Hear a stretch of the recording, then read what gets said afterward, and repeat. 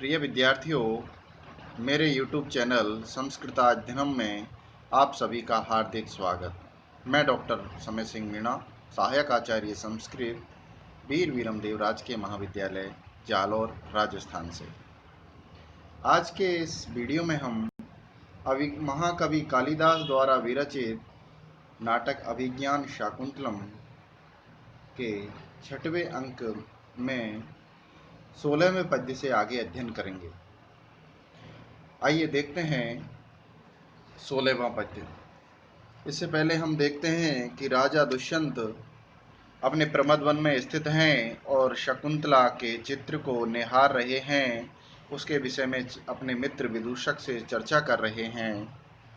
उस संबंध में अपने मनोभाव प्रकट करते हुए राजा दुष्यंत अपने मित्र विदूषक से कहते हैं, क्या कहते हैं कि साक्षात् प्रियामुपगतामपहाय पूर्वं चित्रार्पितां पुनरिमां बहुमन्यमानः श्रोतो वहां पथिनिकां जलामतीत्य जाता सखे प्रणयवान् मृगतृष्णिकायां। सखे हे मित्र, सखे हे मित्र, पूर्वम पहले, साक्षात यानी प्रत्यक्ष, उपगताम आई हुई, प्रियाम यानी मेरी प्रिया पत्नी, शकुंतला को अपहाय छोड़ करके, अपहाय छोड़ करके, और पुनः फिर चित्रार्पिताम चित्र में अर्पित की गई अर्थात चित्र में स्थित इमाम इस मेरी प्रिया शकुंतला को बहुमन्यमाना अत्यधिक आदर करते हुए, बहुत अत्यधिक सम्मान देते हुए, उसको चाहते हुए मेरी स्थिति ठीक वैसे ही हो गई है जैसे पथी यानी रास्ते पर मार्ग में मिली हुई निकाम जललाम पूरी तरह जल से, स्वच्छ जल से लबालब भरी हुई, स्रोतो बहाम यानी नदी को, अतीत यानी छोड़ करके, मृग तृष्णिकायाम मृग तृष्णा के को, प्रणयवान यानी चाहने वाला, जाता के समान हो गया। अर्थात हे मित्र, मेरी स्थिति ठीक वैसे ही हो गई है जैसे कोई जल से लबालब भरी हुई नदी को छोड़ करके जल पीने की अभिलाषा में मृग तृष्णा के प्रति दौड़ता रहता है। ठीक वैसे ही जब शकुंतला प्रत्यक्ष रूप से स्वयं पत्नी रूप में स्वीकार करने के लिए मेरे से आग्रह करती रही बार बार, और मैं उनके प्रस्ताव को, उनकी कही हुई बातों को झूठा मान करके ठुकराता रहा, और अब उसको त्याग कर देने के बाद आज उसी प्रिया शकुंतला का चित्र बना करके उसमें मैं अपनत्व जाहिर कर रहा हूँ। मेरी स्थिति ठीक उसी प्रकार विवेकहीन व्यक्ति की भांति हो गई है जो जल से लबालब नदी को छोड़ करके जल की अभिलाषा में मृग मरीचिका अर्थात जैसे मरुभूमि में सूरज की रोशनी जब पड़ती है तो वह जल की बूंदों की सदृश दिखाई देती है, और उस बूंदों को पानी समझ करके हिरन उसको दौड़ता जाता है और वह और दूर परछाई की तरह नजर आती जाती है, और इस तरह दौड़ता दौड़ता हिरन प्राण त्याग देता है। इस प्रकार इसका नाम मृग मरीचिका पड़ गया। तो मैं मृग मरीचिका की भांति ही मेरी इस चित्र में लिखित प्रिया शकुंतला के प्रति अपनत्व जाहिर कर रहा हूँ, अर्थात इसको अपना रहा हूँ। मैं कितना विवेकहीन हूँ। तो इस प्रकार राजा दुष्यंत यहाँ पर अपने जो विवेकहीनता है, मनोभाव हैं, मानव के मन के अंदर जो उतार चढ़ाव चलते रहते हैं, उनका यहाँ पर सजीव चित्रण है। मृग मरीचिका के उदाहरण के द्वारा अपनी बात को स्पष्ट करने के कारण यहाँ पर निदर्शना अलंकार बन जाता है, और बसंत तिल का छंद यहाँ पर स्थित है। अब विदूषक पूछता है राजा दुष्यंत से कि मित्र, इस चित्र में क्या क्या कमी है और क्या और बनाना चाहते हो और क्या लिखना रह गया है। तब राजा दुष्यंत कहते हैं, सुनिए क्या कहते हैं कि कार्यासय कतलीन हंस मिथुना श्रोतो बहा मालिनी पादास्तामभितो निषण्ण हरिणा गौरी गुरु पावनः शाखालम्बितवल्कलस्य चतरोर्निर्मातुमिच्छाम्यधः शृङ्गे कृष्णमृगस्य वामनयनं कण्डूयमानां मृगीम्।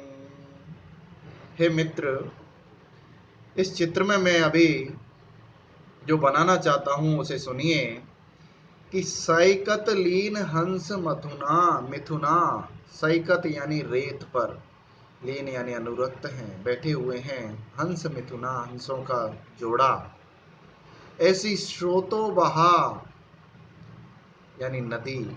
कौन सी नदी? मालिनी, मालिनी नदी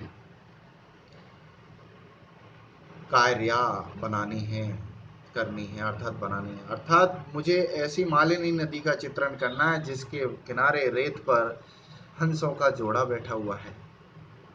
और क्या बनाना है?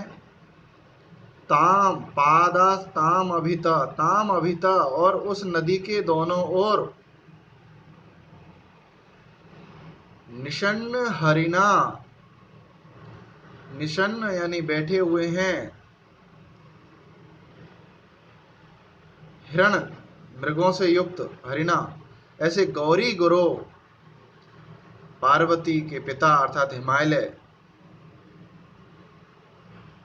के पादाह यानी तलहटियां, पावनः पादा पवित्र तलहटियां कार्या बनानी है। और उस नदी के दोनों किनारों पर मुझे हिमालय की उपत्यकाएं अर्थात तलहटी बनानी है जिसके किनारे हिरण बैठे हुए हैं। और शाखा लंबित वल्कलस्य तरोह, शाखा जिनकी शाखाओं पर लंबित यानी अब लंबित यानी लटके हुए हैं, सूखे हुए हैं, वल्कलस्य वल्कल वस्त्र अर्थात घेरे हुए वस्त्र जिनकी शाखाओं पर सूखने के लिए डाले हुए हैं, ऐसे तरो यानी वृक्ष के अध नीचे बैठे हुए कृष्ण मृगस्य श्रृंगे, कृष्ण मृग के सींग पर वाम नयनम अपने बाएं नेत्र को कंडूयमानाम खुजलाती हुई मृगीम जो हिरणी है उसे मैं निर्मातुम इच्छामि, मैं निर्माण करना चाहता हूँ, उसका चित्रण करना चाहता हूँ। अर्थात हे मित्र, मैं इस चित्र में मालिनी नदी जिसके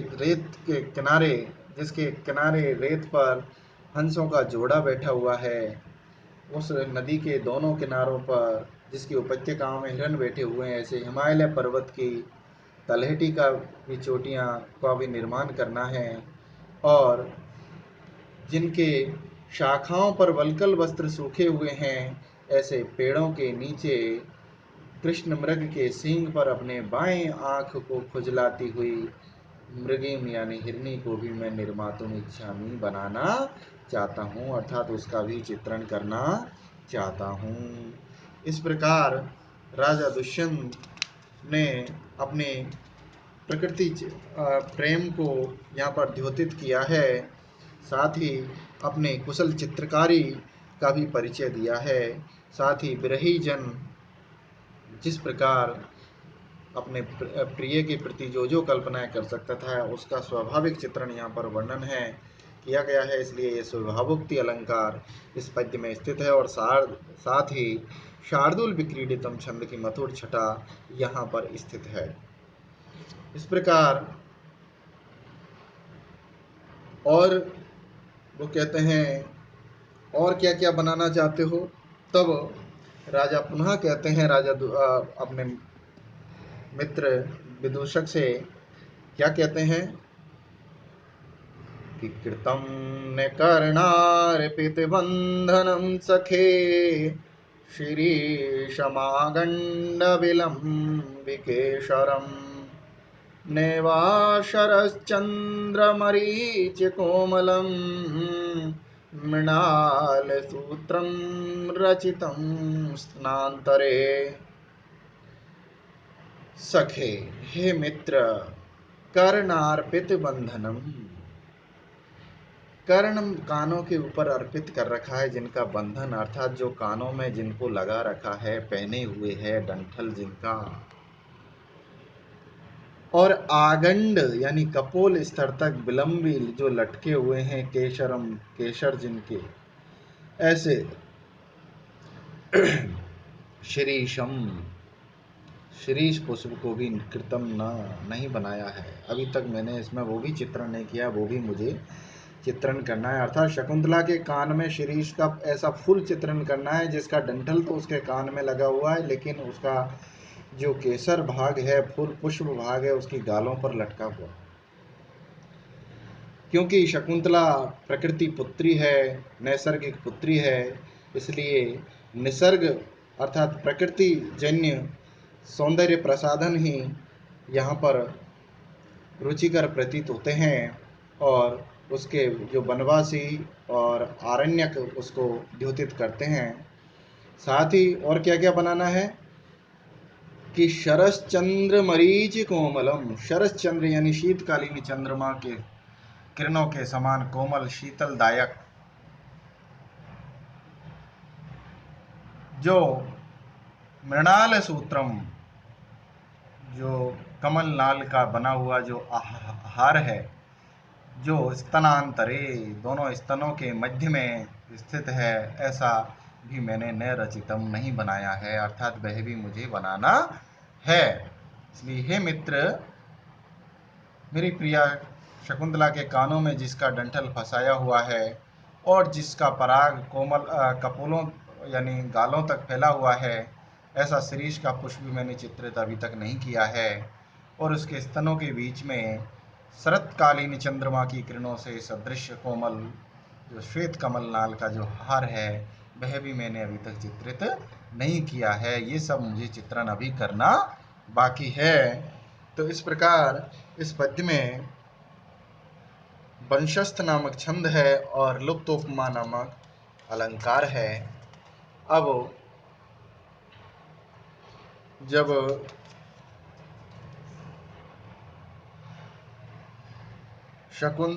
विदूषक कहते हैं कि आपने जो ये चित्रण किया है, इसमें आप देखिए कि ये श्रीमती जी लाल कमल के पत्ते के सदृश सुंदर उंगलियों से मुख को ढककर अत्यंत घबराई हुई सी क्यों खड़ी हैं।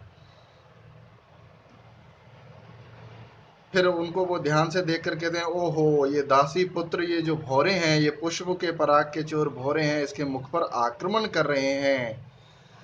तो राजा ब्रह आवेश में आकर के उसको जीवंत समझ बैठते हैं और बार्यतामेशा दृष्टा, इस दुष्ट को रोकिए मेरी प्रिया को पीड़ित करने से।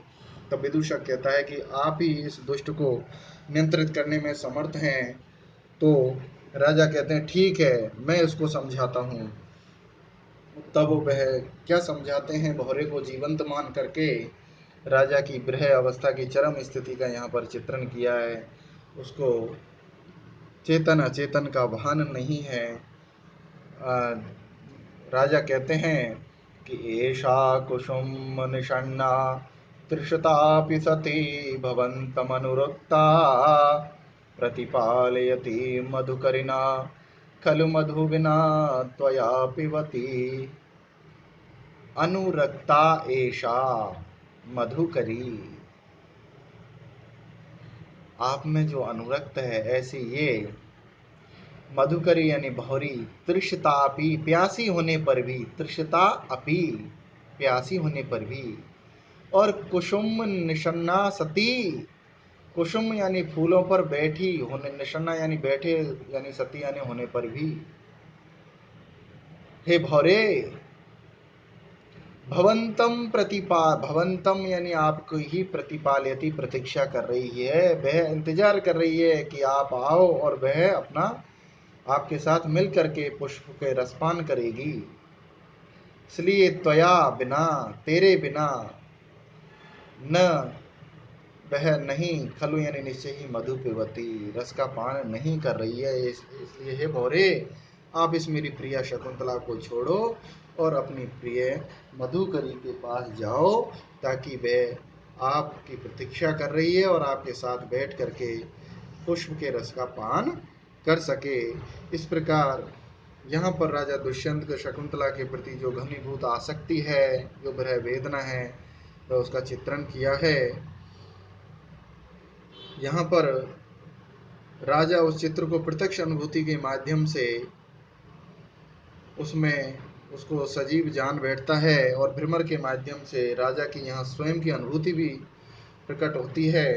इस प्रकार यहाँ पर भ्रमर के माध्यम से स्वयं के भाव को प्रकट करने के कारण समासोक्ति अलंकार यहाँ पर बन जाता है, क्योंकि नायक नायिका का इन दोनों मधुकर और मधुकरी में आरोप है, इसलिए समासोक्ति अलंकार है और आर्या नामक छंद है।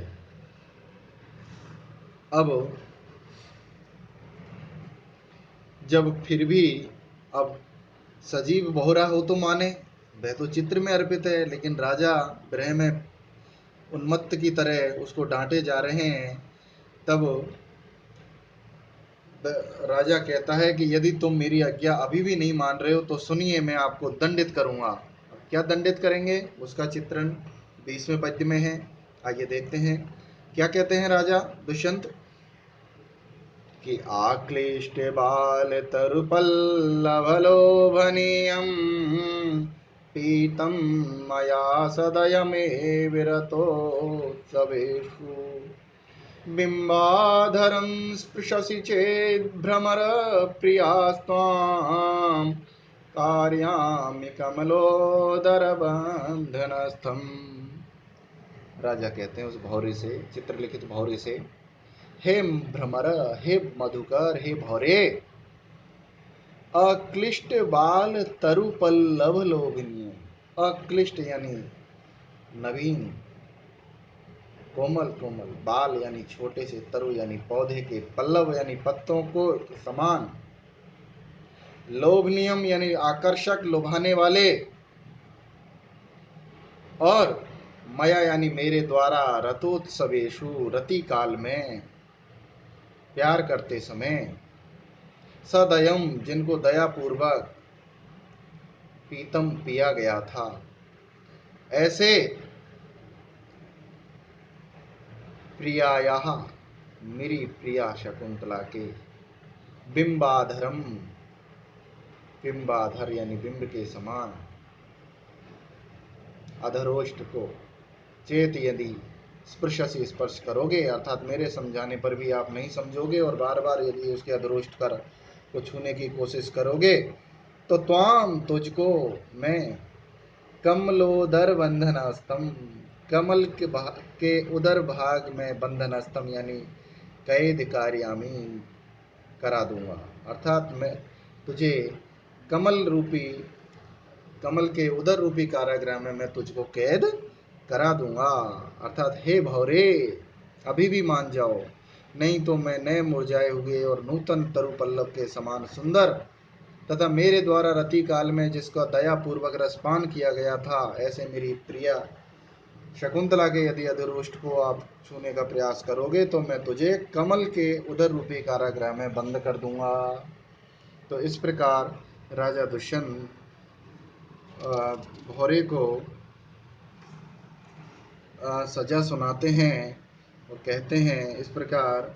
यहाँ पर भी अतिशयोक्ति तथा समासोक्ति अलंकार है और बसंतल का छंद है,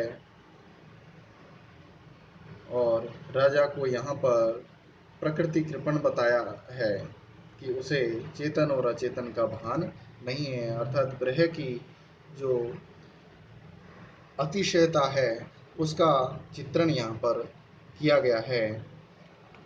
यदि आप सभी को मेरा यूट्यूब चैनल पसंद आया हो, वीडियो यदि आपको उपयोगी लगा हो, तो मेरे दिए हुए लिंक पर जाकर के आप मेरे चैनल को सब्सक्राइब करें, वीडियो को लाइक करें और कमेंट्स बॉक्स में अवश्य कमेंट करें। इसलिए आज के लिए इतना ही। धन्यवाद।